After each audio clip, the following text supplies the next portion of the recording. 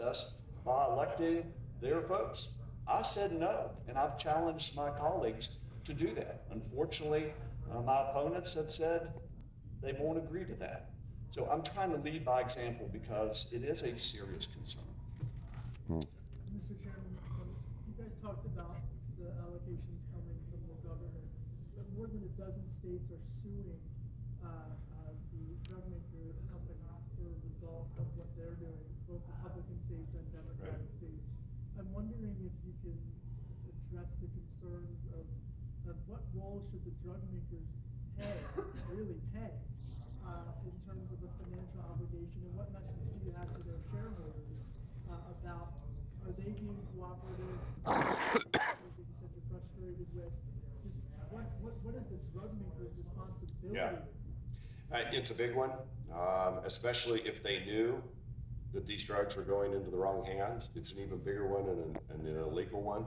Remember, this is the committee and the subcommittee on oversight investigations that did the work on Enron. This committee did work on Firestone and the rollovers. This is the committee that, this is what we do. But we do our investigation first. We get the facts, and then we make decisions whether it goes to Department of Justice or results in legislative change. But let there be no mistake about it. We're on this, and we will not stop until we get the facts. Now, one of our letters, actually probably two now, has gone to Miami Lukens. That's been very involved in here in West Virginia distribution. They've been very cooperative to date. In fact, we had more information out of them than we were getting out of the DEA. Let that sink in for a minute. And then we're also we're also getting information back from all the other distributors. Part of what these investigations, you get a piece of information there and they raise the question somewhere else. So then you go after that one.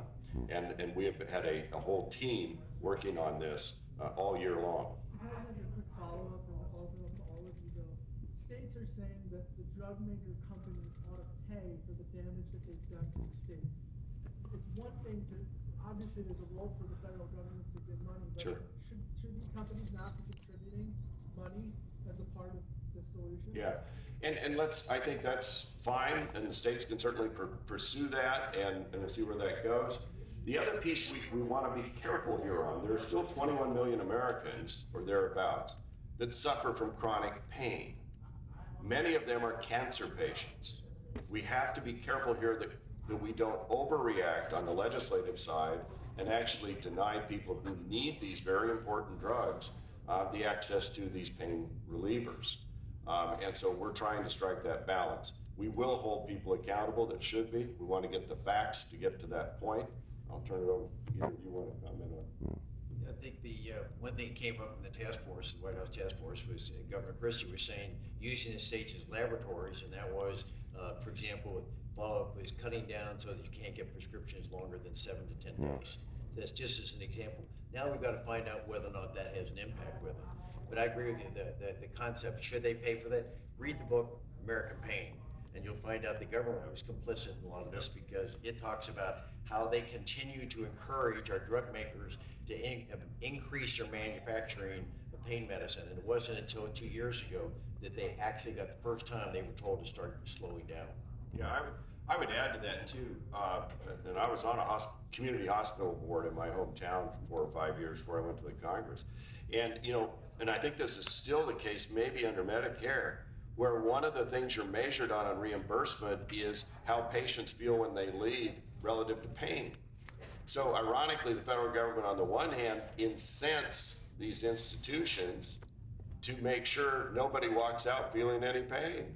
Well, how do you deal with that? So you've got a prescriber issue. We've identified prescribers. Legally, people aren't getting these pills unless somebody wrote a prescription.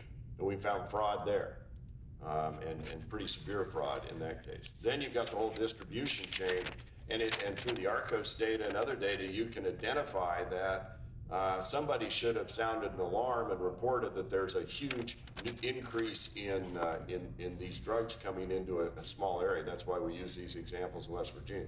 Part of why West Virginia is a focus, by the way, is not only the data we've seen, but also because of the court cases and convictions that have occurred here, open a window into what really happened here, which helps us then go look in Ohio or Oregon or elsewhere to say, okay, now we know how it was happening in West Virginia. Because a couple of these pharmacies were shut down and people went to jail, as they should. We had one instance we found in some documents where there was a pharmacy and a pain center, I think around the block from each other, and they actually set up a hot dog stand to serve the people who were in line waiting to get their prescriptions filled. And nobody thought that was wrong. Eventually somebody did.